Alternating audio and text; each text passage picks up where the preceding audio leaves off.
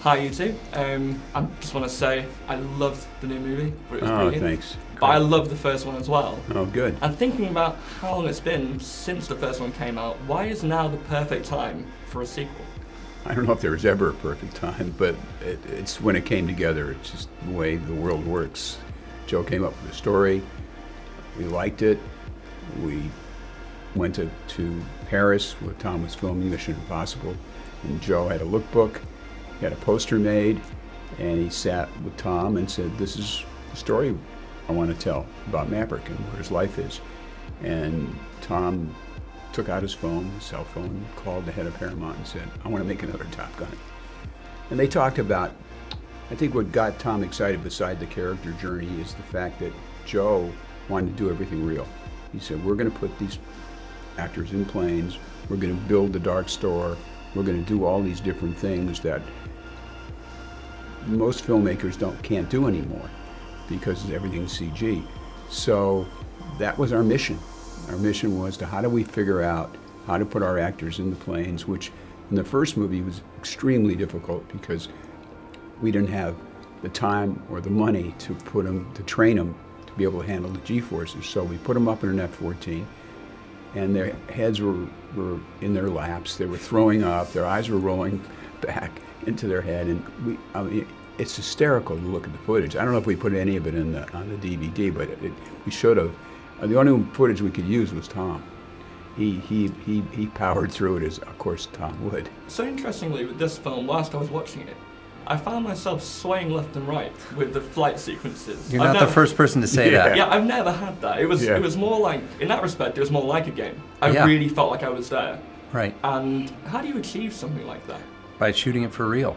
Because what you're seeing on the screen is the actor, you're seeing all those forces on their body. I mean, you're talking 7.5 Gs, 7 times your body weight, throwing you around in the seat. And that's not something, first of all, it's something you've never seen on a film before.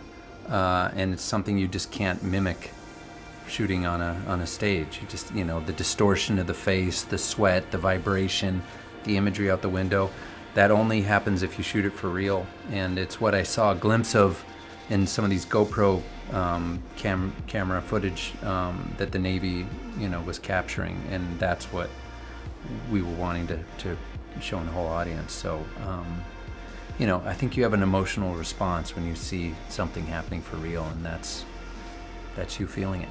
Another thing about this film, though, is it felt two very distinct things. It felt incredibly modern, and it felt beautifully classic.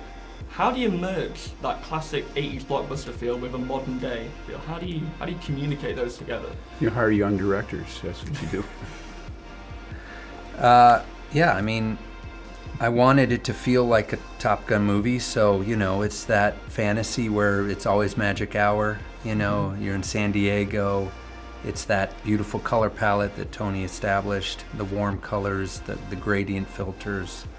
But then we're capturing it in a really modern way. I have an amazing cinematographer, Claudio Miranda, who's like an artist, but also this amazing technician. And yeah, you're trying to take what the first film did and push it further. I think in the first 20 minutes, you'll see we start with a really kind of classic Top Gun opening, but very quickly the film takes a turn and goes in a direction that tells you this is going to be cutting edge. This is Maverick being Maverick, but it's going to be a whole new story. Yeah, in that respect, it does feel a bit like superheroes getting out there when they're flying. Like you say, beautiful color palette. Everything's 10 out of 10 all the time. There's a real feeling of elation when you see Mav riding that bike again. Yes. It's something that I can't really put into words. I mean, the weird thing though is, like you say, Tom Cruise can still do everything that he did then. What's it like working with that kind of star? Well, he lives his life like a professional athlete. The way he trains, the way he eats, the kind of rest he gets for himself. And he's so passionate about filmmaking. He loves it. That's his life. He loves being on a set. He can't wait to get up in the morning and what are we going to accomplish today? I work with so many actors, can't wait to go home. He said, let me go see my kids, let me do this. But Tom wants to be on that set, he's part of every script meeting, he's part of all the technical things. He designed the program for the pilots, for the actors, so they could handle the G-forces, get G tolerance. And it's terrific when you work with somebody who has worked with so many terrific directors and writers and producers, and he's absorbed, he's a student, he's a listener, he listens and absorbs things, and we were the benefit of all that knowledge that he's accumulated in the 35 years since the first one. So he always said, there were two things he said about this movie. You got to hit a bullet with a bullet, and it's a love letter to aviation. Those were the two things that we kept hearing over and over and over again. And it's Maverick's journey. It's a competition film. It's about sacrifice.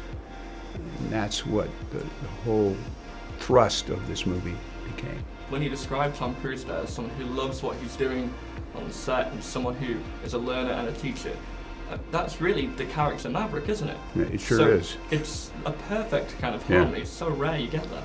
Exactly right. We were the benefit of it. Kind of a hard question, but you know, where does Maverick go from here? Good question. You better ask him. Well, I forgot his number. Yeah. Well, that's one of the things that really stood out to me about the film. Is Maverick comes back with purpose, with drive. He really is the only character that can do this. And it makes it a really beautiful sequel in that way. But how do you bring new characters in to Maverick's world so effectively? Because everyone's brilliant, but it's Maverick's film still, but everyone gets a moment. How do you balance You that? cast great actors. It's all about casting. And if you cast the movie correctly, my job as a director is so much easier. And so we spend a lot of time. Obviously, Jennifer Connelly, Miles Teller, these were people I had made films with before, people I knew were great actors and could hold a scene with Tom. Val Kilmer, John Hamm, Ed Harris, like veterans.